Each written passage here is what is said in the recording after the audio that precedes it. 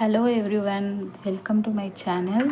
நான் உங்களுக்கு baby potato masala fry எல்லாமே மசாலா நானே கையால் பண்ணி பேபி பொட்டேட்டோ ஒரு ஃப்ரை பண்ணி காட்டுறேன்.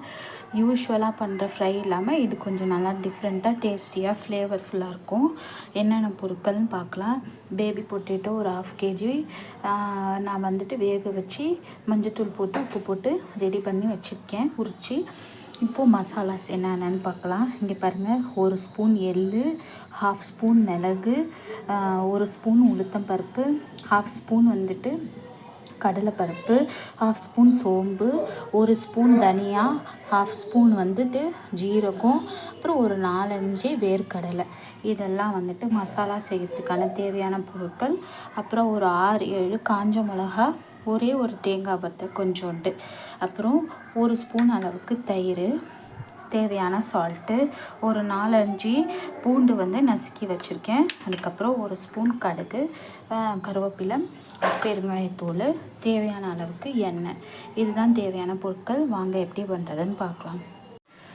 ஃபஸ்ட்டு ஒரு கடாயில் ஒரு 1/2 ஸ்பூன் அளவுக்கு எண்ணெய் விட்டுட்டு நம்ம இந்த பொருட்கள் எல்லாத்தையும் ரோஸ்ட் பண்ணிக்க போகிறோம். சரிங்களா?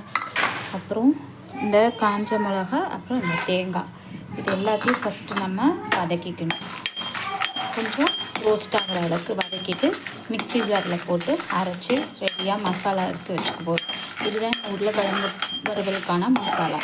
ஓகே, பாருங்கள், மசாலா அரைச்சி வச்சுட்டேன். கொஞ்சம் தண்ணி விட்டு அரைச்சி ரெடியாக வச்சுருக்கேன். சரி, ஓகே. இப்போ அதே கடாயில் நம்ம 2 ஸ்பூன் ஆயில் ஊற்றியாச்சு. இப்போ கடுகு போட்டுக்கோங்க. கடுகு பொரிஞ்ச உடனே கருவேப்பிலை போட்டுக்கோங்க. நெக்ஸ்ட்டு இந்த பூண்டு இருக்குல்ல, இது போட்டுக்கோங்க. போட்டுட்டு என்ன பண்ணணுன்னா, இந்த பேபி பொட்டேட்டோஸ் இருக்குல்ல, மஞ்சத்தூளும் பெருங்காயத்தூளும் போட்டிருக்கேன். இப்போ நம்ம அரைச்சி வச்சுருக்கோம்ல, அதை போட்டுக்கோங்க. கொஞ்சம் போல் தயிர் இருக்குல்ல, தயிரையும் போட்டுக்கோங்க. இப்போது தேவையான அளவுக்கு உப்பு போட்டுட்டு நல்லா மிக்ஸ் பண்ணி 10 to 15 மினிட்ஸ் போல் நல்லா வேக வைக்கணும். ஓகேங்களா? பாருங்கள், ரெடி ஆகிடுச்சு உருளைக்கிழங்கு மசாலா ஃப்ரை. இப்போ ஃபைனலாக நம்ம கொத்தமல்லி போட்டுட்டு கலரிடுங்க. இன்னும் ஒரு 2 மினிட்ஸ். ஓகேங்களா? 2 மினிட்ஸ் இருக்கணும்.